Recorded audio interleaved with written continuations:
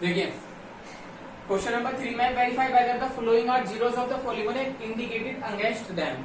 तो हमें बताना है कि जो ये पॉलिनोमियल दिया हुआ है इसमें x की वैल्यू ये इसका जीरो है या नहीं, ये बताना है। क्या ये इसका जीरो है या नहीं? मैंने आपको पहले ही बताया कि अगर जीरो होने की क्वालिटी होती है कि वो किसी भी पॉलिनोमियल इक्वेशन में अपनी वैल्यू पुट करता है तो वो उसकी आंसर जीरो देता है। अगर ये वाली वैल्यू इसमें रखने पर, इसमें पुट करने पर आपका आंसर अगर जीरो आता है तो ये इसका एक जीरो है, और अगर नहीं आता है जीरो तो ये इसका एक जीरो नहीं है। चलिए देखते हैं। आपने p x की जगह क्या रखेंगे? p माइनस 1/3 पुट कर दिया। पुट करने पर 3 मल्टीप्लाई -1/3, क्योंकि x की जगह आपने क्या रखा है? ये +1, तो 3 मल्टीप्लाई अपॉन 3 माइनस के 1 +1, तो 3 से 3 कैंसिल हो गया, -1 +1 यानी कि 0। तो p -1/3 आंसर क्या आया? 0 आया, और जो कि एक इसका 0 है। तो आप यहाँ क्या लिख सकते हैं? यस, वेरीफाई कर दिया कि इसका 0 यही है। ठीक है, चलिए इसके सेकंड पार्ट पर चलते हैं।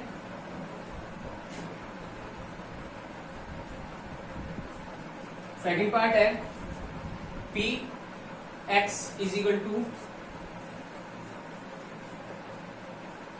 5x - 5। चलिए, और आपको वैल्यू क्या रखनी है? x is equal to 5/4, x is equal to 4/5। अब वही बार p 4/5 is equal to 5 multiply x की जगह क्या रखें? 4/5 माइनस 5, 5 से 5 कैंसिल, तो p 4/5 is equal to 4 minus 5। So जो कि पाई की वैल्यू क्या होती है? 3.14 होती है हमारी, हमें पता है। तो यानी कि p is equal to 4 minus 3.14। So p is equal to कुछ ना कुछ माइनस जीरो नहीं आने का, लेकिन हमारा तो हमारा जाएगा ये 1.86, जो कि नॉट इज इक्वल टू 0 है। और ये क्या लिख देंगे हम यहाँ? नो, ये इसका एक 0 नहीं है। चलिए इसके थर्ड पार्ट पर चलते हैं। थर्ड पार्ट है x² - 1। बहुत अच्छा क्वेश्चन है। x² - 1 इम्पोर्टेंट भी है। x² - 1 है, x इज इक्वल टू एक बार आपको रखना है 1 और एक बार रखना है -1। तो पहले हम 1 रख के देखते हैं। p 1, तो 1 का स्क्वायर -1, तो p1 आपकी क्या आ गई? 0 आंसर 0। इसने तो वेरीफाई करते कि मैं तो हूं। अब -1 देखते हैं इसका दूसरा भाई जो है, अगर वो भी वेरीफाई करता है तो दोनों के दोनों 0 होंगे।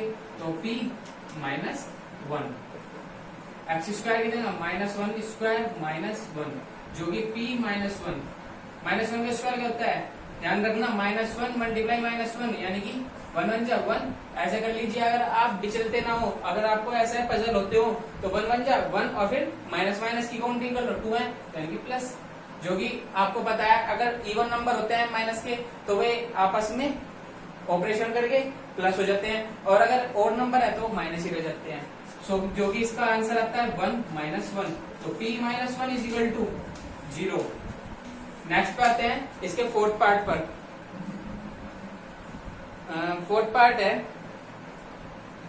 चलिए फोर्थ पार्ट के लिए ब्लैक बोर्ड फिल कर।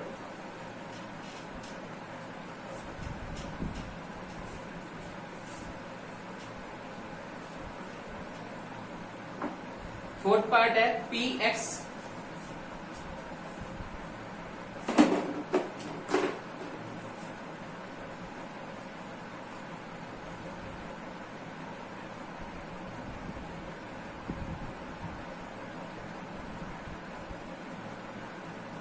x+1 और x+2।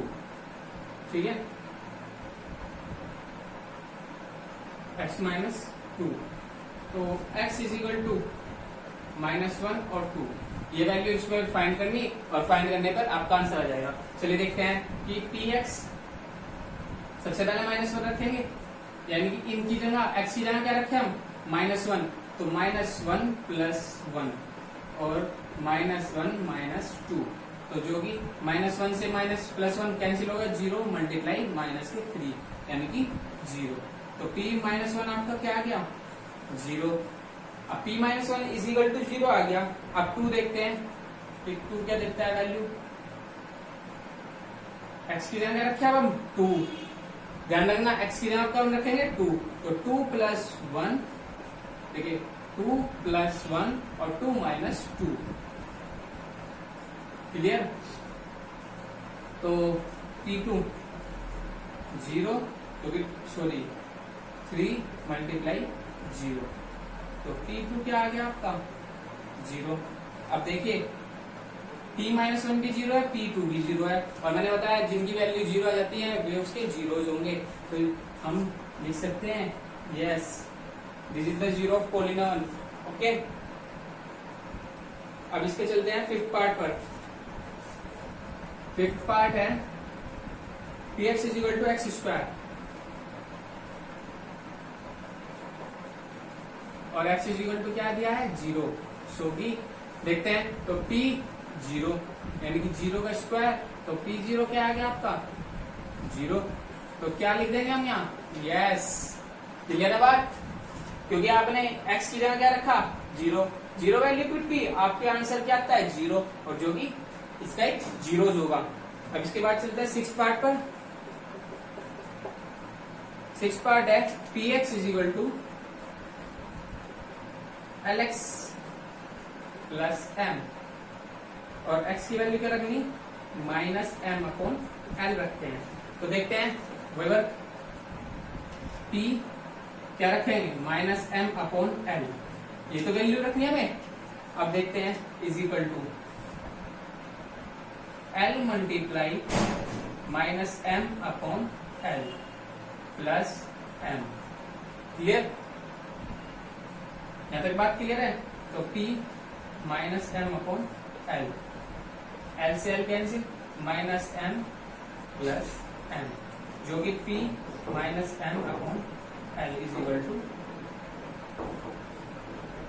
0। तो ये क्या है -m/l, इसका एक 0 है, क्लियर है बात, तो हम यहाँ क्या रख देंगे यस। हम नेक्स्ट पे आते हैं, इसके बाद है सेवेंथ पार्ट। सेवेंथ पार्ट अच्छी तरह समझेंगे, क्योंकि अंडर रूट वाला बच्चे हमेशा पजल होते हैं अंडर रूट वालों में, ठीक है, तो अंडर रूट वाले अच्छी तरह समझे। इसका सेवेंथ पार्ट है 3x² - 1, ठीक है, और x की वैल्यू फाइंड पुट करनी है हमें इसमें -1/√3 और 2/√, ठीक है। चलिए ये px है, चलिए तो 3, पहले तो हम p -1/√3 फाइंड करेंगे, तो यानी कि 3 मल्टीप्लाई 1/√3 कर दिया, इसका स्क्वायर -1, ध्यान से समझेंगे। 3 की जगह 3, x² की जगह हमने क्या रखा -1/√3, -1/√3 का स्क्वायर -1, तो 3 मल्टीप्लाई, देखिए माइनस माइनस स्क्वायर है तो प्लस हो जाएगा, पहली बात तो ये, और 1/√3 मैंने बताया √3 मल्टीप्लाई √3 = 3 बनाता है, तो यानी कि क्या हो जाएगा 1/3, क्लियर है। अब माइनस के 1, तो 3 मल्टीप्लाई 1/3 कैंसिल, माइनस के 1, तो 1 - 1 = 0, तो हमारी किसकी वैल्यू आई 1/√3 की वैल्यू क्या आ गई हमारी 0। थोड़ा सा एक बार और समझेंगे इसे, कैसे px में 3x² - 1 था, और हमें सबसे फर्स्ट वैल्यू है -1/√3 दी हुई है, हम इसमें वैल्यू रखेंगे, और अगर हमारा पॉलिनोमियल का आंसर 0 आता है तो इसका 0 होगा, ठीक है। तो आपने क्या करा px यानी कि p -1/√3 = 3x² देंगे -1/√3 का स्क्वायर -1। अब 1/√3 है, चलिए यहाँ सोल्व कर लीजिए, अगर आप पजल हो रहे हो थोड़ा सा भी, क्योंकि कोई परेशानी नहीं है, -1/√3 का स्क्वायर, तो 1/√3 मल्टीप्लाई -1/√3, माइनस से माइनस कैंसिल हो गया। अब माइनस से माइनस कैंसिल होने पे 1 की मल्टीप्लाई 1 में हुई तो 1 और √3 की √3 में तो 3, ये ऐसा आया। क्लियर है? तो ये आ गया। अब इसके बाद ये वाली वैल्यू फाइंड करेंगे P2/√3, P2/√3। सो कैसे?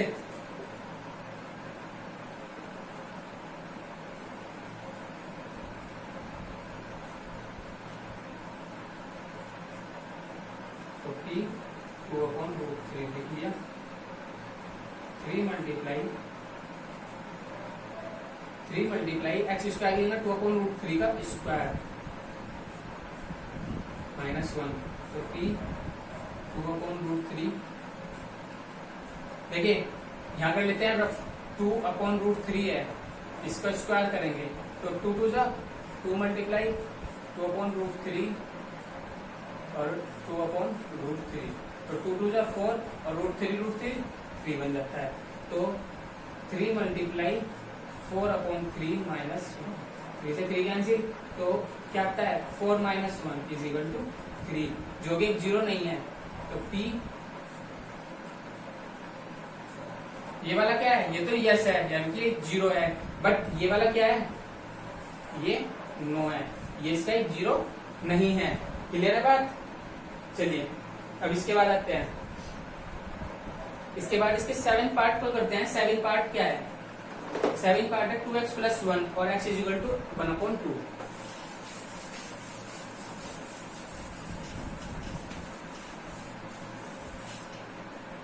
सेवन पार्ट है px = 7 था ये 8 है, px = 2x + 1 और हमें वैल्यू क्या रखनी है? x = 1/2 dv है, 1/2 ही है। चलिए देखते हैं, रखते p 1/2, वही बात 2 मल्टीप्लाई 1/2 प्लस 1, 2 से 2 कैंसिल, तो p 1/2 1 + 1, तो p 1/2 = 2, जो कि 0 नहीं है। अब मैं क्या लेना था? नॉट = 0, तो सो हम यहाँ क्या लिख देंगे? No, this is not 0 of this polynomial. Okay, तो बच्चों एक बात बताइए, आपने 7 क्वेश्चन किए, इसमें क्या था? एक सिंपल सी बात थी, आपको पॉलिनोमियल इक्वेशन दी हुई है, आपको वैल्यू दी है, वैल्यू रखिए और आंसर अगर आपका 0 आता है तो इसका 0 होगा, और नहीं 0 आता है तो ये इसका 0 नहीं होगा। अब बस एक चीज माइंड में ट्रिकली याद कर लीजिए कि जीरोस का मतलब क्या आता है? किसी भी इक्वेशन की वैल्यू अगर हमें जीरोस निकालने हैं तो उस इक्वेशन को या पॉलिनोमियल को आपको क्या करना है? उसको 0 के इक्वल लिखना है, इसके 0 का इक्वल। अगर आप किसी भी पॉलिनोमियल को 0 के इक्वल लिखते हैं तो आपका जीरोस निकलते हैं। अब दूसरी बात, वेरीफाई करने हैं जीरोस, तो सिंपल सी बात है, उस किसी भी इक्वेशन में वो वैल्यू पुट करने पर उसी पॉलिनोमियल का आंसर अगर 0 आए तो जीरोस, नहीं तो नहीं। क्लियर है? चलिए